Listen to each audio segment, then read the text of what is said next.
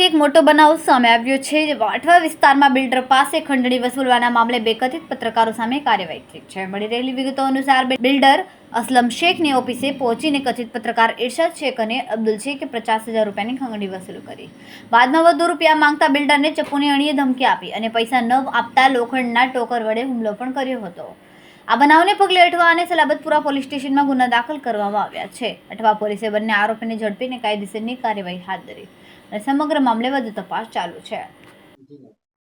अठवा lines police station में गुनाह दाखिल किया गया है, जिसमें कि 2 आरोपी अब्दुल शेख और इरशाद शेख, इन दोनों ने फरियादी असलम शेख के और उसके भाई के ऑफिस पर जाकर के उन दोनों को चाकू बता के 50,000 रुपए की खंडनी मांगी थी और उसके बाद वापस से 25/9/2025 को वापस से उनके ऑफिस पे जाकर के ज्यादा पैसा मांगते हुए उनके लोहे के एक हथियार से ईजा पहुंचाई थी.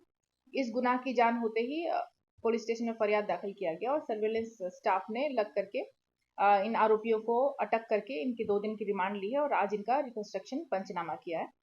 और खंडनी का कारण प्राइमा फेसी ऐसा लग रहा है कि ये बिल्डर तरीके फरियादी काम करते थे और इनसे पैसे उघरानी करने के लिए इन्होंने खंडनी मांगी. और इन आरोपियों का पहले भी गुनाहित इतिहास है, जिसमें कि अब्दुल शेख पर अठवा लाइन्स पुलिस स्टेशन और सलाबतपुरा पुलिस स्टेशन इन दोनों में एक एक गुनाह दाखिल है.